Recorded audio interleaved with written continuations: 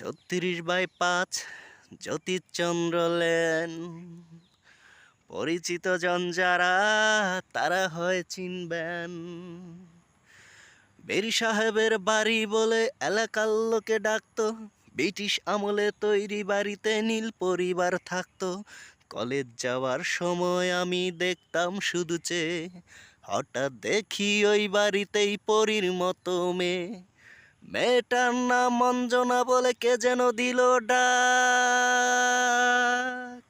সেই সূচনা, হায় অঞ্জনা, মনের মাটিকে জ্বালিয়ে পুড়িয়ে জীবন করেছে খার। তবু অঞ্জনা, তবু অঞ্জনারা সুখে থাক, সুখে থাক। তবু অঞ্জনা, তবু অঞ্জনারা সুখে থাক, সুখে থাক।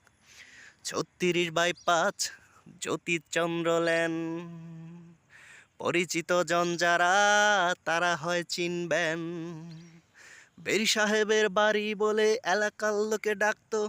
ব্রিটিশ আমলে তৈরি বাড়িতে নীল পরিবার থাকতো।